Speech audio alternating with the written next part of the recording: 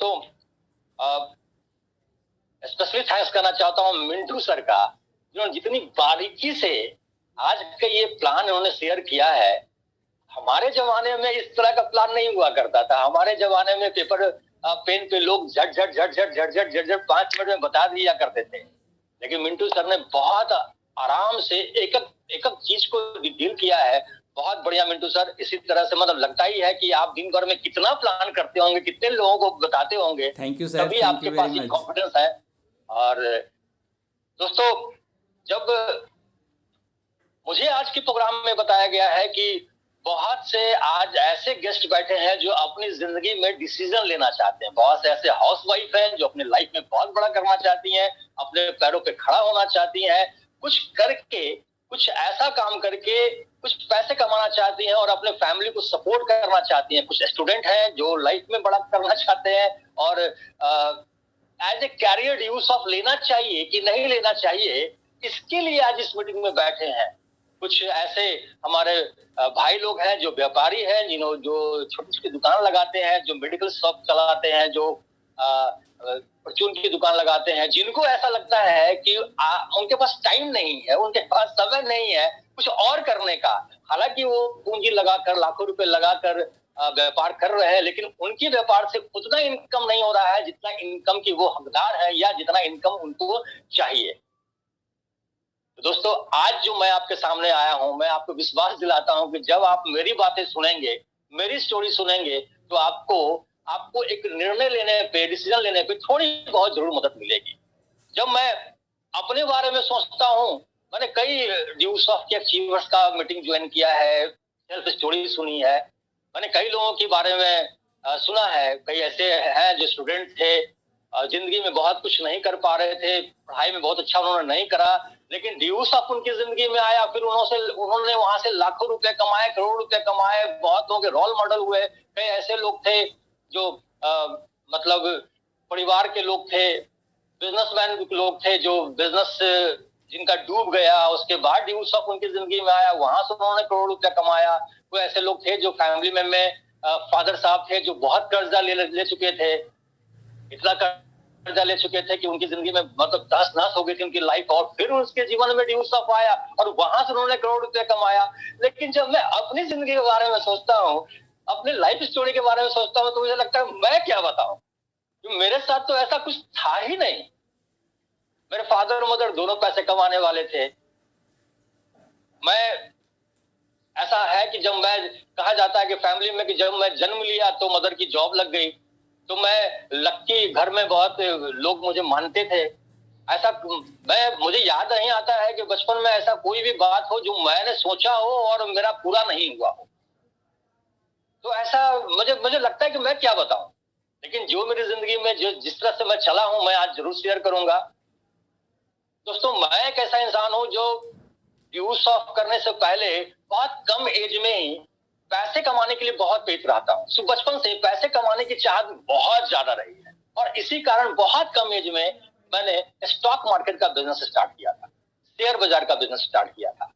बहुत मेहनत किया, लकली भगवान का सपोर्ट, क्योंकि भगवान को मैं बहुत मानता हूँ, तो भगवान का भी सपोर्ट रहा और उस बिजनेस में लगभग 17 साल या 18 साल के एज से मैंने उस काम को स्टार्ट किया और उस बिजनेस में बहुत तेजी से आगे बढ़ गया, बहुत शानदार तेजी से आगे बढ़ गया। और इतना आगे बढ़ गया कि 2000 की बात है, 98 की बात है, 1998 और 2000 की बात है। उस समय मेरी इनकम, जब मेरा एज 20 साल के आसपास हुआ करता था, तो मेरी इनकम लगभग, जैसे मिंटू सर ने बताया, 40 से 50 हजार रुपए होती थी। तो जब आप 20 साल के एज के रहते हैं और 40-50 हजार रुपया महीने कमाते हैं, तो सबसे पहली बात तो ये होती है कि आपके सर्कल बहुत बड़ा हो जाता है, आपके दोस्तों की संख्या कम नहीं होती है। क्यों? क्योंकि आप सर्कल में अकेले खर्च करने वाले होते हैं, तो सर्कल बहुत बड़ा होता है।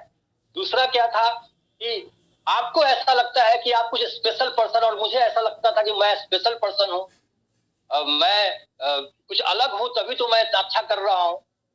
तो जब कभी भी ड्यूस ऑफ से पहले भी कई लोग ऐसे थे जो नेटवर्क मार्केटिंग को लेकर मेरे पास आते थे और मेरा विचार ये होता था कि ये बिजनेस मेरे लिए नहीं है, नेटवर्क मार्केटिंग का बिजनेस मेरे लिए नहीं है, या किसी ऐसे बंदे के लिए नहीं है जो अच्छा अपने जीवन में कर रहा है। मेरे पास ऑलवेज ये होता था, जब भी कोई आता था तो मैं उनसे यही कह के डालता था कि मेरे पास टाइम नहीं है यार, मैं सुबह 8 बजे ऑफिस के लिए जाता हूँ और रात को 8 बजे लौटता हूँ, मेरे पास टाइम नहीं है कुछ और करने के लिए, और मैं क्यों करूं, मैं तो पैसे कमा रहा हूँ, परिवार सही है, माता पिता सब पैसे कमाते, मैं भी पैसे कमा रहा हूँ, तो मुझे नेटवर्क मार्केटिंग करने की जरूरत नहीं है।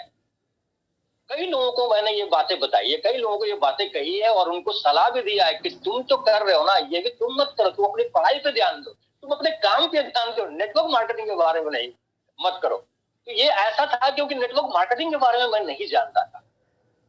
हर दिन जब शेयर मार्केट में मैं जाता था तो हर दिन भगवान से पूजा करके जाता था, क्योंकि वो बड़ा जोखिम वाला काम हुआ करता था, आज भी जोखिम वाला काम है, जहां पे आप पर लोग भरोसा करके पैसे लगाते हैं और मिनटों में 50,000 लाख रुपया दाएं बाएं हो जाया करता। तो इसलिए भगवान से हमेशा प्रार्थना करता था कि हमेशा बहुत टफ लाइफ हुआ करता था। तो दोस्त, नेटवर्क मार्केटिंग के प्रति कभी भी मैं एग्रेसिव नहीं रहा, कभी भी मैं सोचा नहीं कि मैं कैरियर बनाऊंगा। और जब नेटवर्क मार्केटिंग के लोग मेरे पास आते थे, बार बार जब मेरे पास आते थे, तो मैं उन्हें किसी ना किसी तरह से सलाह देकर या ये कुछ बोलकर उन्हें टाल दिया ही करता था।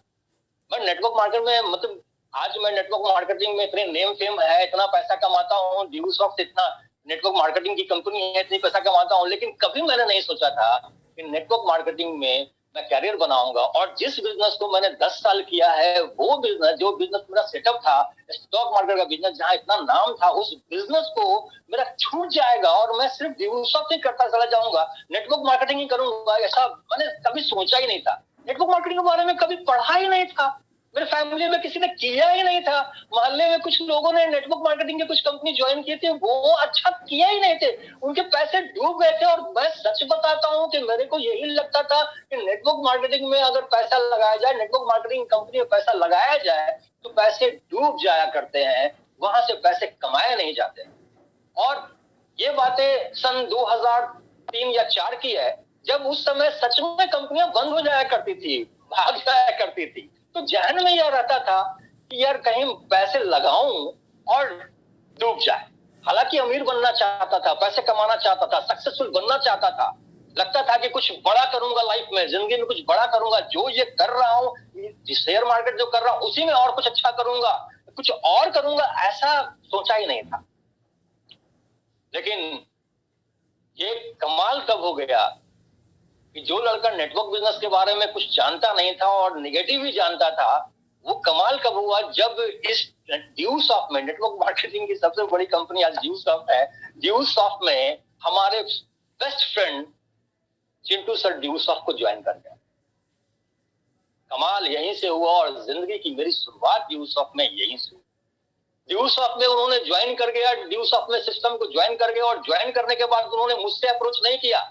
हालांकि जो लोग पहले नेटवर्क मार्केटिंग में लोग मुझे अप्रोच करते थे, उनका ये विश्वास था कि कौशल अगर ज्वाइन करेगा तो बहुत अच्छा करेगा। क्यों? क्योंकि इसका सर्कल बहुत बड़ा है, इसके पास पैसे की दिक्कत नहीं है, ये फर्स्ट में बोलूंगा वो ज्वाइन कर जाएगा। लेकिन चिंटू सर जब ज्वाइन किए, उन्होंने, जो मेरा बेस्ट फ्रेंड थे, उन्होंने मुझे ज्वाइन करने के बाद मुझे अप्रोच नहीं किया। मैं हर दिन देखता था कि वो काम करते थे, मैंने उनको पैदल काम करते देखा, मैंने फिर बाइक से काम करते देखा, उनकी तरक्की देखी, मैंने देखा कि उन कार खरीदते हुए देखा, मैंने उनका पर्सनालिटी देखा, मैंने सब कुछ देखा। और एक बार मन में चाहत थी कि बोलूं, लेकिन वो चूंकि नेटवर्क मार्केटिंग कर रहे थे, इसलिए कभी आगे बढ़ के मैंने नहीं बोला यार तो जो तू कर रहा है ना, मुझे भी बता, क्योंकि मेरे ध्यान में ये है कि मेरे पास टाइम कहाँ है यार, मेरे पास फुर्सत कहाँ, मैं कहाँ लोगों, मैं कुछ और करने के पास टाइम कहाँ है। एक बार की बात है, इसी पटना शहर में मेरे घर पे चिंटू सर आए, क्योंकि बहुत व्यस्त रहते थे। मैं नहीं जानता था कि जिस चिंटू को मैं जानता हूँ वो चिंटू सर हो चुके थे उस समय, और उनके नीचे हजारों लोगों की टीम हो चुकी थी, मुझे पता नहीं था। तो एक बार टाइम निकाल के वो आए हमारे पास और बोले कि यार मैं ड्यूसॉफ्ट में बहुत अच्छा कर रहा हूँ और मैं सिस्टम तुमको बताना चाहता हूँ। मेरे को ये समझना चाहिए था कि ये मौका मेरी जिंदगी में आ रहा है, इसको यार पकड़ लो, इसे पकड़ लो। लेकिन मैं क्या बोला, यार ड्यूसॉफ्ट तू कर या मैं कर, बात तो बराबर ही है। मैं ये नहीं देखा कि मेरे दिमाग में ये नहीं आया, आज लगता है यार कितना मैं बेवकूफ टाइप का इंसान था। मुझे ये समझ में नहीं आया कि वो एक मौका चल के मेरी जिंदगी में आया है, जो लाइफ में कुछ बड़ा करना है, ये मौका आया है ड्यूस ऑफ के माध्यम से। मैंने ये नहीं बोला उनको, बल्कि उनको ये बोला कि यार चिंटू, तू ड्यूस ऑफ कर ही रहा, तू कर रहा है, तू कर चाहे मैं कर, बात तो बराबर ही है ना। इसमें कहाँ मैं करूंगा यार, देखो मेरे पास टाइम कहाँ होता है। चिंटू सर कुछ नहीं बोले और चले गए। और इसी बीच में मैं एक छोटी सी स्टोरी, 2000 मतलब ड्यूस ऑफ करते हुए लगभग 18 साल हो गए। 18 साल मुझे लगता है कि यही है, 17-18 साल पहले मैंने एक शिव खेरा की बुक खरीदी थी, और जीत आपकी, उस बुक की एक स्टोरी है, बहुत फेमस स्टोरी है। और आज तो यूट्यूब का जमाना है, सभी लोग स्टोरी और फेसबुक का जमाना है, स्टोरी जानते हैं। लेकिन ये स्टोरी इसलिए मुझे याद आ गया क्योंकि ये मौका कैसे जिंदगी में आया और मैं इसे छोड़ रहा था।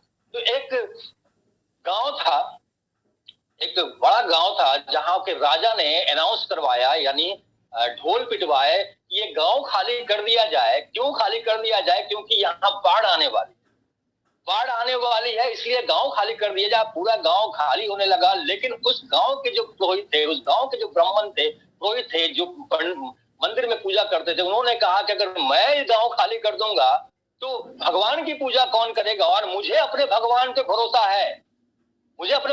भरोसा है कि अगर बाढ़ आ भी जाएगा ना तो भगवान मुझे बचा लेगा। अगर बाढ़ सच में गांव में आया तो भगवान मुझे बचा लेगा। और ये बोलकर वो गांव वाले के साथ नहीं गए। और जब पूरा गांव खाली हो गया, लास्ट में एक बैलगाड़ी पे कुछ लोग बैठ के जा रहे थे। बैलगाड़ी वाला दौड़ के जाता है और पहाड़ी पे चढ़ के पुरोहित जी के पास जाता है और बोलता है, पुरोहित जी, ये बैलगाड़ी आखिरी सवारी लेके जा रही है, अगर आपको चलना है तो चलिए। क्योंकि गांव में राजा साहब ने ऐलान करवाया है कि गांव में बाढ़ आने वाला है, और बाढ़ आया तो ये गांव तहस नहस हो जाएगा और फिर यहाँ जीवन नहीं रह पाएगी और पूरा गांव डूब जाएगा। लेकिन पुरोहित जी कहते हैं कि नहीं नहीं नहीं नहीं नहीं नहीं, भगवान पे मुझे भरोसा है, मैं भगवान के साथ ही रहूंगा। और तुम लोग अंधे हो, तुम समझ देख नहीं रहे हो, जब जिसके साथ भगवान रहेगा उसे कौन मार सकता है? और वो उनको लौटा दिया, चला गया। पानी बढ़ने लगा, धीरे धीरे पानी बढ़ गया, गांव में पानी घुस गया। तो एक नाव से आया, नाव खेपता हुआ एक इंसान आया, नाविक आया, और फिर मंदिर के पास सीढ़ी पे चढ़ के बोला कि पुरोहित जी, ये नाव आया है आपके लिए, राजा साहब ने भिजवाया है, आप चलिए, क्योंकि अब ये पानी का स्तर बढ़ने लगेगा। पुरोहित ने कहा, नहीं, मुझे भगवान पे भरोसा है, ये मंदिर तक भी पानी नहीं आएगा। और नाव वाले को भी वापस कर दिया। नतीजा क्या हुआ कि पानी का स्तर बढ़ने लगा, बढ़ते बढ़ते मंदिर तक पहुंच गया, मंदिर के ऊपर ही पहुंच गया। भगवान जिसकी वो पूजा करते थे, जिस मूर्त की पूजा करते थे, वो मूर्त डूब गया, मंदिर का पूरा भाग डूबने लगा। और पुरोहित जी डर से घबरा गए और चढ़ के वो गुंबद पे चढ़ गए, मंदिर के गुंबद पे चढ़ गए, और पकड़े, लोहा पकड़ के लटके हुए हैं। बारिश झमाझम हो रही है और पहाड़ का पानी एकदम लबालब भरा, गांव में कोई नहीं, दूर दूर तक कुछ नहीं, न खाने को न पीने को। 2 दिन तक लगातार पुरोहित जी लटके रहे। उधर से एक हेलीकॉप्टर वाला आया और हेलीकॉप्टर वाला फिर आके बोला कि पुरोहित जी, ये रस्सी फेंक रहा हूं, पकड़िए, इसको पकड़िए और आ जाइए ऊपर, क्योंकि अब यहाँ रहना सेफ नहीं है। अब यहाँ पानी और लेवल बढ़ेगा तो फिर आप क्या करेंगे? लेकिन पुरोहित जी बोले, नहीं, चाहे कुछ भी हो जाए, मैं भगवान की शरण को नहीं छोड़ूंगा, क्योंकि भगवान मुझे बचाएगा। और वो कहा कि उन्होंने रस्सी नहीं पकड़ा, हेलीकॉप्टर चला गया। और अंत में दोस्त, जैसा कि आप बिल्कुल सही समझ रहे हैं, पुरोहित जी डूब के मर जाते हैं। मरने के बाद भगवान के पास जाते हैं और बहुत क्रोधित होकर, लाल उल्ला होकर वो बोलते हैं कि मैंने पूरी जिंदगी आपकी सेवा की, मैंने पूरी जिंदगी लगन लगाकर भोग लगाया, मैंने खुद नहीं खाया, आपको खिलाया, पूरी जिंदगी आपकी सेवा की, पूजा अर्चना किया, इसके अलावा मैंने जीवन में कुछ भी नहीं किया। नतीजा क्या हुआ? आप एक छोटी से बाढ़ से मुझे नहीं बचा पाए, सब लोग आपको छोड़कर भाग गए, मैं आपको नहीं छोड़कर भागा। नतीजा क्या हुआ कि मैं ही डूब गया, बाकी सब लोग बच गए। भगवान बोले, हे पुरोहित, तूने मुझे मेरी पूजा की, इस कारण तो मैं बैलगाड़ी वाला बन के तुम्हारे पास आया था, लेकिन तूने दुष्कार दिया। मैं फिर भी नहीं ठहरा, तेरी पूजा, तेरी भावना, तेरे सत्कार को देखकर, तेरा भोग लगाने तक को देखकर मैं नाविक बन के भी आया था, तूने मुझे ठुकरा दिया। अंत में जो काम मैं नहीं करता था, मैं हेलीकॉप्टर चला के भी तेरे पास आया, फिर भी तूने रस्सी नहीं पकड़ी। तो अंत में तेरा होना क्या था, तेरे को तो डूबना ही था। दोस्त, आप भी जिस भगवान को पूजा करते हैं ना, आपको डायरेक्ट भगवान नहीं आएंगे यार, किसी रूप में आएंगे। उसी तरह से मेरे भगवान के रूप में चिंटू सर मेरा बेस्ट फ्रेंड बन के वो आए थे, बता रहे थे, मौका दे रहे थे कि ये लाइफ में तू पकड़, ड्यू सब पकड़, अच्छा करेगा। और मैं नाटक कर रहा था, नहीं यार मेरे पास टाइम नहीं है, तू कर रहा है ना, तू कर रहा है, मैं कर रहा हूँ, बात बराबर है। और इनफैक्ट कई ऐसे लोग भी है, दोस्त है, जिनको मैंने उनके नीचे ज्वाइन करवाया। मैं खुद ज्वाइन नहीं किया, लेकिन उनको अपने दोस्तों को ज्वाइन करवाया। मेरे कई दोस्त ऐसे हैं जो मेरे सीनियर है, मैं नहीं था सिस्टम में, लेकिन उनको ज्वाइन करवा दिया। फिर एक दिन चिंटू सर ने, क्योंकि मैं फ्रैंकली बोलता हूँ, साफ शब्दों में बोलता हूँ, मुझे ये लगता था ये जो बिजनेस है ये 2000-4000 कमाने वाला बिजनेस, अच्छे परिवार अच्छे खानदान के लड़के ये काम नहीं करते। सच बताता हूँ, मुझे लगता था कि आज नहीं तो कल, कल नहीं तो परसों, परसों नहीं तो अगले साल ये कंपनी डूब जाएगी। कहां से देगी इतना पैसा, 50-50 लाख रुपया कहां से देगी? मुझे यही लगता था और यही वजह था, डर, मतलब कहिए तो जहन में एक डर था। इस डर के कारण मैं इस बिजनेस को नहीं करना चाहता था। एक बार चिंटू सर का फोन आया, चूंकि मैं शेयर मार्केट में था उस समय, फोन बहुत महंगा मिला करता था उस समय, 6 रुपया 9 रुपया फोन करने का लगा करता था और 6 रुपया फोन आने का लगा करता था। और उस समय एक छोटा सा मोबाइल था मेरे पास, सैमसंग का मोबाइल था, C25 उस मोबाइल था। उस समय 26,000 में मैंने मोबाइल लिया था, शेयर मार्केट में था तो, और उसमें 50 नंबर ही सेव हुआ करते थे और वो 26,000 रुपए का था। आप सोचिए, वो एकदम शुरुआती दौर का था। चिंटू सर अपने बेस्ट फोन से मेरे को फोन करते थे कि ऐसा है कौशल कि पटना के SK मेमोरियल हॉल में एक सेमिनार हो रहा है ड्यूसॉफ्ट का, उस सेमिनार को तुम देखने आओ। संडे का टाइम होता है शेयर मार्केट में, जो लोग पहले काम कर चुके हैं, काम करते हैं, उनको पता है कि सैटरडे और संडे छुट्टी होती है। तो हम लोग सैटरडे को पे आउट करते थे और संडे को रिलैक्स करते थे, खूब मस्ती करते थे, अपने दोस्तों के साथ एंजॉय करते थे, पार्टी करते थे, फिल्म्स देखा करते थे।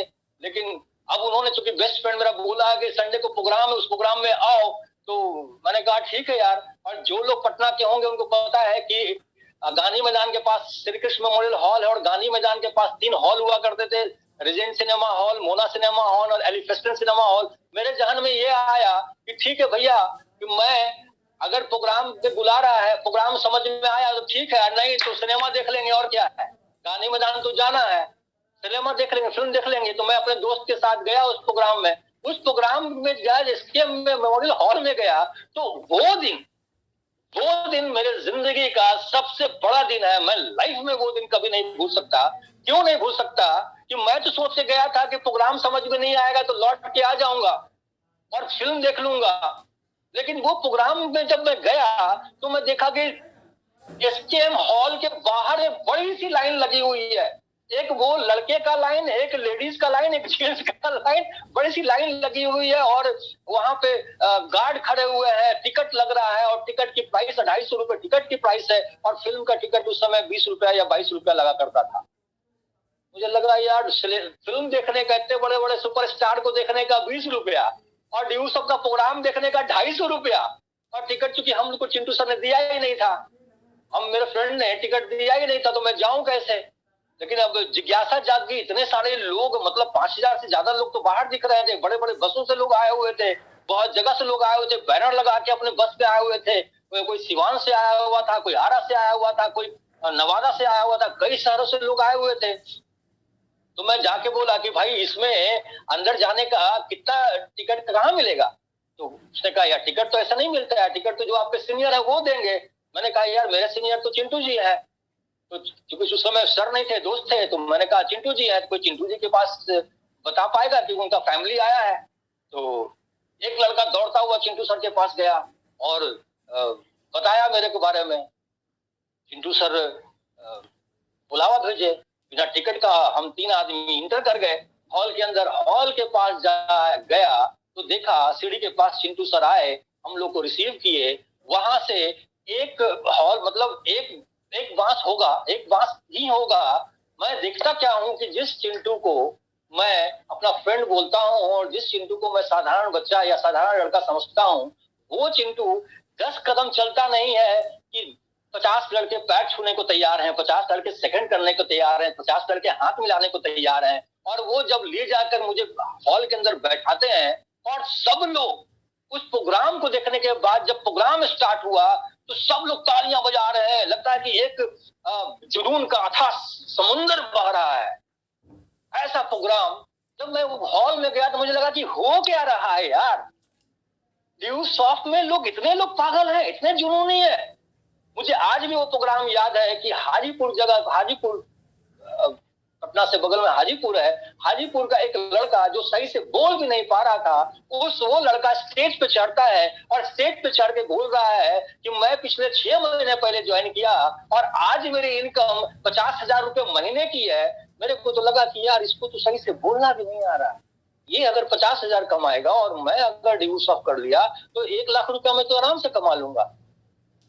एक आरा का लड़का जो चढ़ा, जो हस्बैंड वाइफ था, वो चढ़ा, वो बता रहे थे कि मुझे इस ड्यूस ऑफ में ज्वाइन हुए लगभग 1.5 साल हो गए और 1.5 साल के बाद मैं इस बिजनेस में कुछ उन्होंने अचीवमेंट किया था जहां से उनको अवार्ड भी दिया जा रहा था। उन्होंने बताया कि वो लाख रुपया महीना कमाते हैं।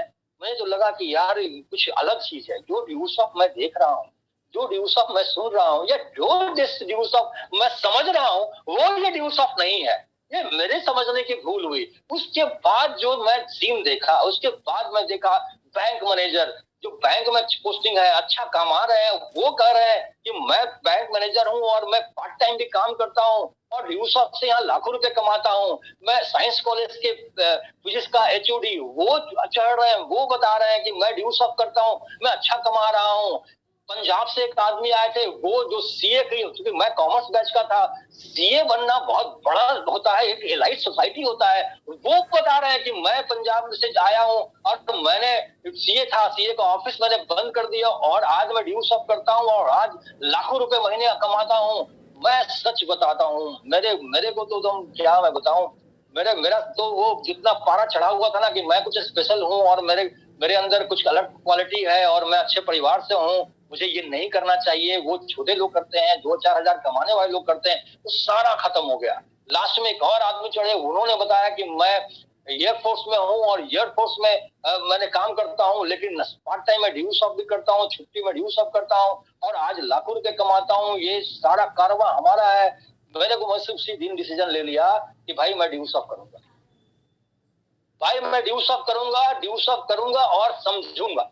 मैंने ड्यूस ऑफ, मेरे साथ जो 2 लड़के और गए थे ना, मैं बाहर निकला, मैं फुल एक्साइटेड था। मैंने उससे पूछा कि भाई तू क्या बोलता है, करेगा? वो लोग जो पूरा एक्साइटेड था, हॉल के अंदर तालियां बजा रहा था, वो बाहर आने के बाद बोलता, अरे पागल है क्या, ये तो होता रहता है, ये कुछ नहीं है, ये तो लोग भाड़ा पे लाके लोग चढ़ा देते हैं और बताते हैं ऐसा बोलने के लिए, वैसा बोलने का। लेकिन मेरे अंदर चढ़ गया था, मेरे जहन में आ गया था कि नहीं, ये काम कुछ अलग है।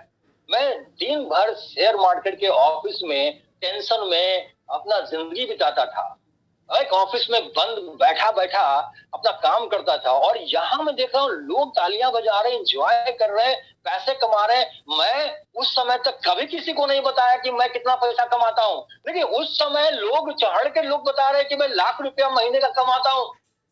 उन्हें कोई डर नहीं है, कोई भय नहीं है। कोई बता रहा है कि मैंने इस बिजनेस में 2 करोड़ रुपया कमाया, कोई बता रहा है इस बिजनेस में 3 करोड़ रुपया कमाया। कोई डर नहीं है, कोई भय नहीं है। तो बड़ा अच्छा लगा, मैंने डिसाइड किया कि मैं ड्यूस ऑफ करूंगा और ड्यूस ऑफ करूंगा। चिंटू सर ने मुझे ज्वाइन करवाया, क्योंकि सही बात तो मैं ये बता दूं कि ड्यूस ऑफ करने का डिसीजन सिर्फ मेरा अकेले का नहीं था। सबसे पहला डिसीजन मेरे अपलाइन चिंटू सर का था। उनको लगता था कि ये ड्यूस ऑफ करेगा तो अच्छा करेगा, तभी उन्होंने मुझे अप्रोच किया। अगर आप एज ए गेस्ट हैं और आपको कोई अप्रोच कर रहा है, आप पे कोई भरोसा दिला रहा है, आप पे कोई विश्वास दिला रहा है, दोस्त उसके विश्वास पे विश्वास कर देना एक बहुत बड़ा रास्ता है, एक बहुत बड़ा रास्ता है जो आपको मिलने जा रही है। मैंने वो ड्यूस ऑफ ज्वाइन करने के बाद कुछ नहीं किया, कुछ समझ में नहीं आया, चूंकि मैं व्यस्त भी रहता था, कुछ समझ में नहीं आ रहा था। मैंने चिंटू सर से पूछा कि इसमें काम कैसे करते हैं ये बताओ। उन्होंने कहा एक काम करो, तुम कुछ लोगों को अपने घर में बुला लो, घर में बुलाओ और बैठाओ। मैं एक्साइटेड था, मैंने अपने घर पे अपने सारे दोस्तों को बुलाया, सबके घर जा जाके बुलाया, कॉल करके बुलाया, जिसके पास बेस फोन था, क्योंकि पहले मोबाइल बहुत लोगों के हाथ में नहीं हुआ करता था, बेस फोन लोगों के पास हुआ करता था। मैंने उनको बुलाया सब मिला के 30 लोग आए हमारे पास। तो आपको पता है घर में 30 कुर्सियां तो होती नहीं है भाई। तो मैंने सबको 30 लोग को छत पे बैठाया, छत पे जो पलंग पे चादर बिछती है वो चादर बिछा के उनको बैठाया। चिंटू सर आए और आने के बाद उन्होंने जिस तरह से मुझे डी साहब बताया था, डी साहब उनको बताया गया और उनके बाद वो सब लोग चले गए। मैंने कहा कि अब करना क्या है, वो तो चले गए प्लान सुन के, कोई ज्वाइन नहीं किया। उन्होंने कहा सबके पास जाके खाली पूछ लेना। दोस्त उसमें 30 दोस्त में 28 लोग ज्वाइन कर गए और 28 लोगों का मैंने पेमेंट भेज दिया। देखता हूं क्या कि एक सप्ताह के बाद, पहले चेक आया करता था कुरियर से, देखता हूं क्या कि एक सप्ताह के बाद मेरे को मेरे ऑफिस में फोन जाता है, मेरी मदर बताती है कि बेटा एक चेक आया है आईसीआईसीआई बैंक का, तुम्हारे नाम से चेक आया है कौशल कुमार सिन्हा 10,470 रुपए का। मैंने कहा चेक आया है। मैं शाम में जल्दी घर वापस आया, वो चेक देखा, मैंने कहा देखा ड्यू शॉप से चेक आया 10,470 रुपए का। मैंने कहा ओहो गलती हो गया, लगता है जो पेमेंट मैंने भेजा था ना लोगों का उसमें से वापस आ गया। मैं तुरंत चिंटू सर को फोन लगाया, मैंने कहा चिंटू सर ये कुछ पैसे जो मैंने 28 लोगों का पेमेंट भेजा था ना उसमें से पेमेंट कुछ पैसा वापस आ गया है। चिंटू सर ने बोले कि नहीं भाई ये तुम्हारा जो 28 लोगों का जो पेमेंट भेजा है ना कंपनी में, उस कंपनी ने तेरे को ये इंसेंटिव दिया है जो 10,470 रुपए, 12,000 का तेरा पेमेंट बना है। टीडीएस वगैरह काट कर, टैक्सेस वगैरह काट कर तुम्हारा पहला पेमेंट आया है 10,470 रुपए का। मैंने कहा कि यार 10,470 रुपए किया क्या मैं तो कुछ किया ही नहीं। प्लान बताने वाला कोई और है, सिस्टम बताने वाला कोई और है। क्योंकि शेयर मार्केट में काम करता हूं तो बैंकों से पहचान है, तो उस कारण से मैंने डिमांड ड्राफ्ट बना दिया लोगों का। बस ये करने का सप्ताह का 10,470 रुपया। मुझे लगा कि अगर ये कंपनी 10,000 दे सकती है तो लाख रुपया भी देगी। मैंने इस काम को और सीखा, मैं सीखने लगा, क्योंकि लोग कहते थे कि यहाँ पे लोग ज्वाइन नहीं करते हैं। मैंने इस काम को सीखने लगा, खूब ट्रेनिंग ली, खूब सीखा चिंटू सर। और सीखने के बाद जब मैं लोगों को बताने लगा तो लोग ये नहीं बोलने लगे कि नहीं ये अच्छा नहीं है, बल्कि लोग ये जुड़ने लगे मेरे साथ ज्वाइन करने लगे। मैं जिसको अब सिस्टम बताता था वो ज्वाइन करने लगे। अब सच बताता हूं दोस्त, जब मैं सिस्टम समझ गया, प्लान समझ गया, काम करना समझ गया, तो मेरे को काम करने में मजा आने लगा। मैं लोगों को प्लान बताता था, ये सिस्टम बताता था, वो मेरे साथ ज्वाइन कर जाए। जिसको मैं प्लान बताता था वो मेरे साथ ज्वाइन कर जाए। धीरे धीरे क्या हो गया कि पटना में काम करने लगा। धीरे धीरे एक दोस्त मिला, वेस्ट बंगाल में दोस्त मिला, उसे सिस्टम बताया, प्लान बताया, उसको अच्छा लगा, वो ज्वाइन कर गया। धीरे धीरे बंगाल के सभी जगह पे लोग मेरे साथ ज्वाइन करने लगे। अब मैं कौशल से कौशल सर हो गया। मुझे पूरी अच्छी तरह से याद है कि ड्यू सब ज्वाइन करने के 8वें-9वें महीने से मैं 1 लाख प्लस कमाने लगा। 8वें-9वें महीने से 1 लाख प्लस का पेमेंट आने लगा। 87,000 रुपया, 93,000 रुपया, 1,12,000 रुपया, ऐसे करके पेमेंट आने लगा। मैं 10 साल शेयर मार्केट में काम किया। 10 साल मैंने स्टॉक मार्केट में काम किया, लेकिन 10 सालों में कभी भी लाख रुपया महीना नहीं कमाया। लेकिन शेयर मार्केट में के साथ काम करते करते जब ड्यू शॉप मैंने काम किया, 8वें-9वें महीने से 1 लाख रुपया महीने कमाया। तो ये एक सिस्टम है, ये कोई स्कीम नहीं है, ये सिस्टम है। जहां पे आप आते हैं तो आपके सीनियर आपके साथ काम करते हैं, आपको लायक बनाते हैं, आपको नेटवर्क बिजनेस के लायक बनाते हैं, आपको बोलना सिखाते हैं, आपको कपड़े पहनना सिखाते हैं, आपको बात करना सिखाते हैं, और आपको प्लान करना सिखाते हैं, आपको सिस्टम सिखाते हैं कि कैसे करना चाहिए, कैसे आगे बढ़ना चाहिए।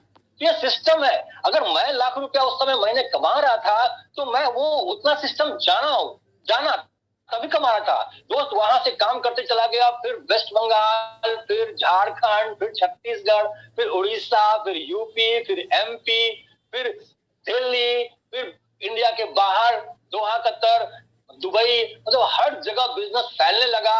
और आज ये करते करते लगभग, आज की बात बताऊं, आज के डेट के बारे में बताऊं तो लगभग 27,000 से भी ज्यादा लोग हमारे साथ इस बिजनेस में हैं। जहां मुझे लगता था कि 2 लोग ज्वाइन करेंगे कि नहीं करेंगे, आज इतने सारे लोग हैं।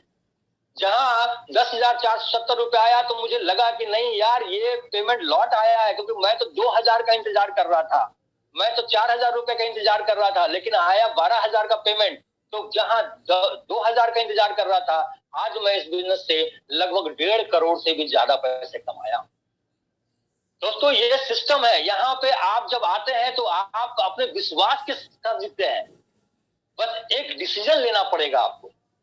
और इसी में एक छोटी सी कहानी है जो मैं आपको सुनाना चाहता हूं। एक मध्यम वर्गीय परिवार का लड़का बिजनेस करके, बहुत मेहनत करके बिजनेस करा करता है और वो एक एम्पायर खड़ा करता है और 50 लाख से भी ज्यादा का एक कंपनी बना देता है, फैक्ट्रियां बनाता है और खूब उसका बिजनेस चल रहा होता है और काम कर रहा होता है। काम करते करते अपने बहुत सारे वर्कर के साथ काम करता, खूब उसकी तरक्की हो रही होती है।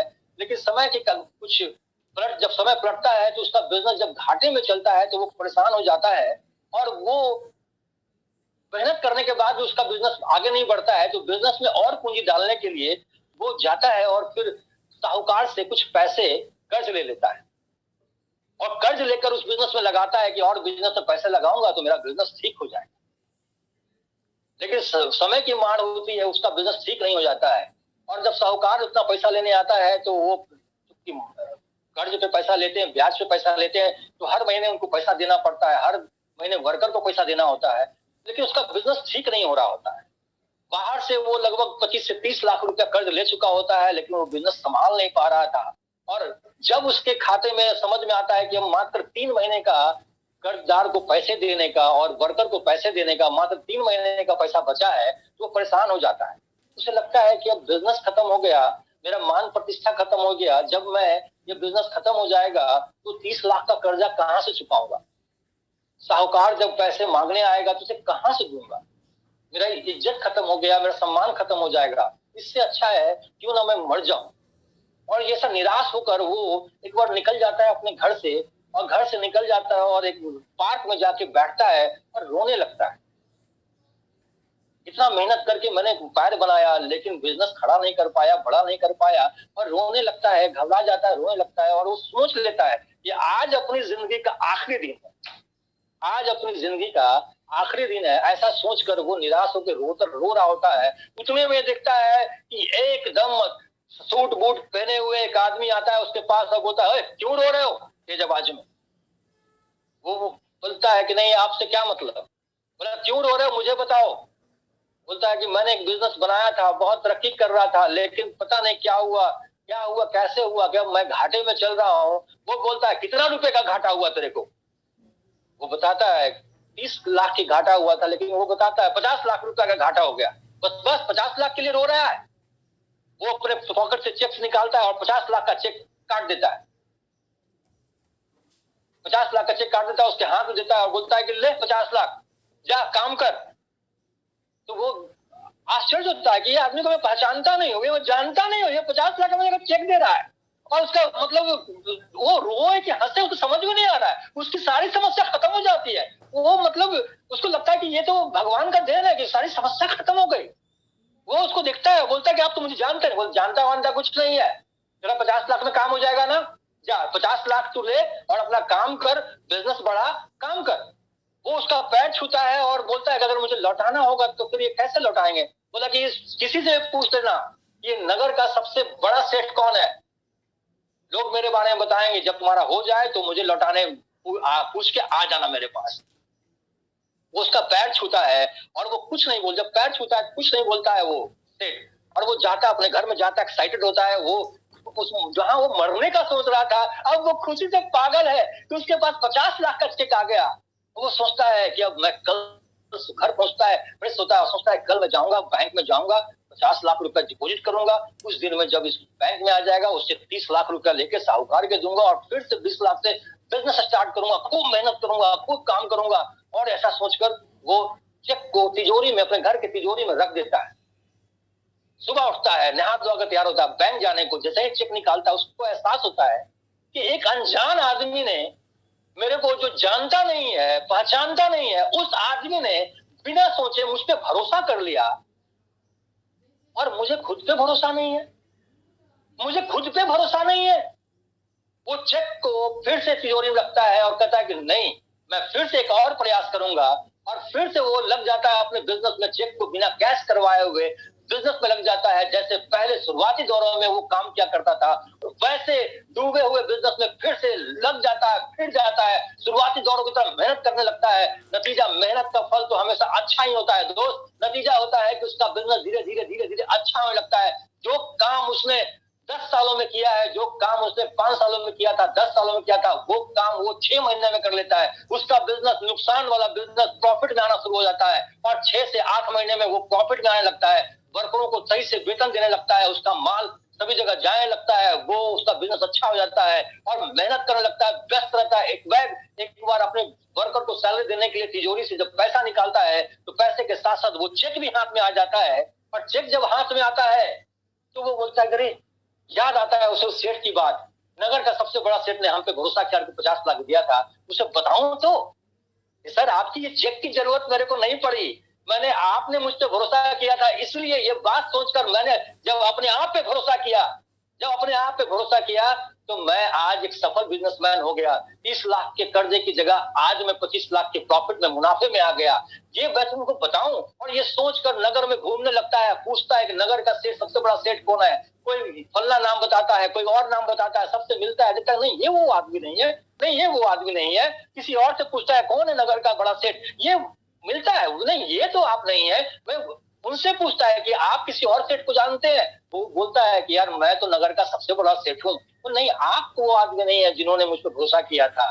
वो थक हार कर फिर से उसे जाता है और वही पार्क में जाके बैठ जाता है और थका हुआ होता है, निराश होकर करता है कि वो आदमी मिलेगा कि नहीं मिलेगा, क्या करूं मैं ये 50 लाख के चेक का। और जैसे ही वो आंख उठाता है, देखता है कि अरे वो सेठ फिर से किसी आदमी के साथ बैठ के बहस कर रहा होता है, बातें कर रहा होता है। वो दौड़ के उसके पास जाता है और जाके देखता है कि वो झगड़ा कर रहा है।